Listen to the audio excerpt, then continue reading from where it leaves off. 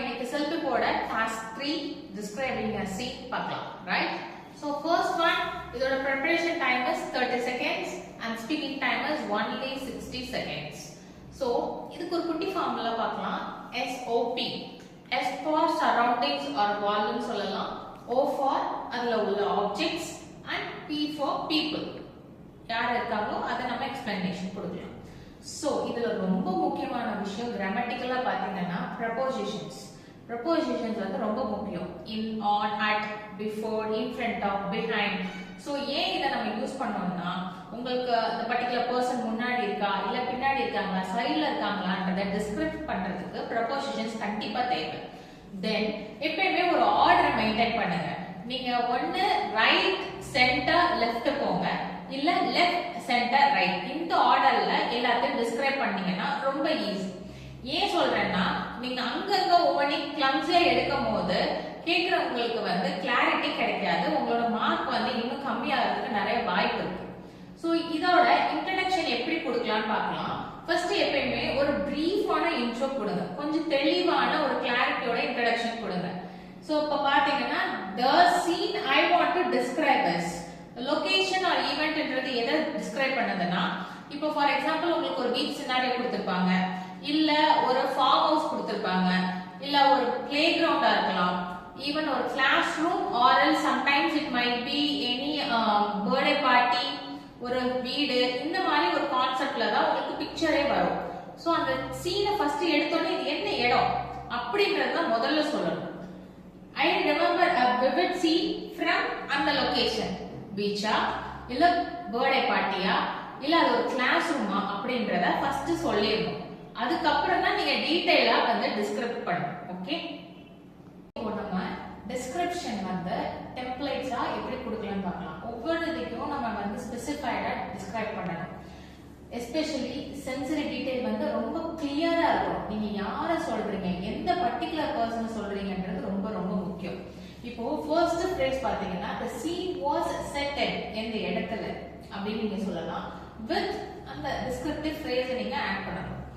I saw in object இல்ல in the people அப்படின்றத நீங்க சொல்லலாம். surrounded by எந்த இடம் place பத்தி நீங்க சொல்லலாம். the atmosphere was adjective use பண்ணுங்க.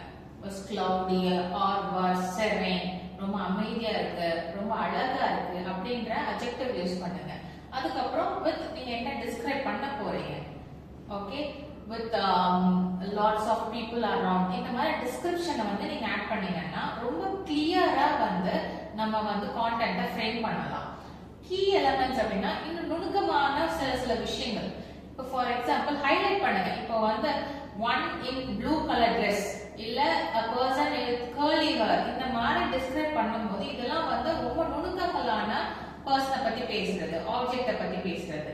For example the most striking feature was ரொம்ப வந்து எனக்கு வந்து பார்த்ததுல ரொம்ப பிடிச்ச விஷயம், என்னை கண்ணை கவர்ந்த விஷயம் அப்படி நம்ம சொல்லலாம். இல்லன்னா I noticed அந்த ஆப்ஜெக்ட் என்னது in the center of the scene.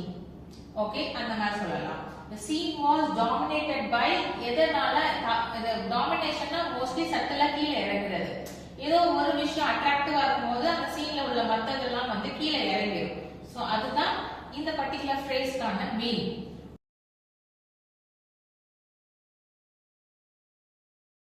Example பார்க்கலாம். உங்களுக்கு வந்து இந்த பிக்சர் நீங்க பார்த்திருப்பீங்க. சோ அதுக்கான எக்ஸாம்பிள் இங்க இருக்கு. The scene I want to describe is a sunny day at the beach. Okay, இதுதான் first stanza.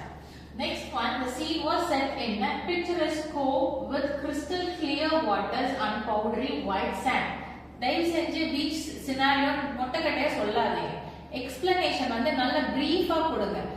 ஏன்னா இங்க வந்து பிக்சரஸ்க் கோவ் அப்படின்றது பிக்சரஸ்க்னா நம்ம வந்து இயற்கையை வந்து அப்படி வரைஞ்ச மாதிரி இருக்கு நம்ம சொல்றோம்ல, அதுதான் அந்த பிக்சரஸ்க். கோவ்ன்றது என்னன்னா அந்த சீ ஷோர்ல தான் கோவ்னு சொல்றோம். ஓகேங்களா, இங்க வந்து தண்ணி வந்து ரொம்ப கிறிஸ்டல் கிளியரா இருக்கு, பார்த்த மாதிரியே பேசணும். சாண்ட் பாத்தீங்கன்னா அப்படி மண்ணு வந்து ரொம்ப அப்படி பவுடரா இருக்குப்பா அப்படின்னு சொல்றோம் இல்லைங்களா, அந்த மாதிரி எக்ஸ்பிளனேஷன் கொடுக்கணும். இப்போ இந்த ரைட் சைடுல I saw children building sand castles, மணல் வீடு அதான் sand castles, surrounded by colorful beach umbrellas. umbrellas. Okay.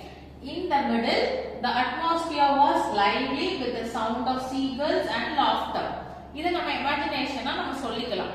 Laughter, அந்த சிரிக்கிறது, sound கேக்குறது, இது நம்ம பார்க்க முடியாது. இத நம்ம ஆட் பண்ணிக்கலாம். In the left, the most striking feature was the vibrant colors of the beach towels and inflatables. So, இதுல என்னன்னா அந்த டவல்ஸ் அவங்க வச்சிருக்க அந்த டவல்ஸ் வந்து ரொம்ப அட்ராக்டிவா இருக்கு. அங்க உள்ள இன்ஃப்ளேட்டபிள்ஸ்னா நம்ம வந்து பாத்துப்போம், அந்த குட்டீஸ்லாம் வந்து இந்த ரப்பர் ரிங் மாதிரிலாம் இருக்கும். ஸோ இதெல்லாம் வந்து இன்ஃப்ளேட்டபிள்ஸ்னு சொல்லுவோம். Where you will use this for swimming purpose, not to உள்ள போகாம முழுகாம இருக்கிறதுக்காக யூஸ் பண்றது. ஓகே, ஸோ இதுதான் அந்த example. So we will see in the next video. Bye.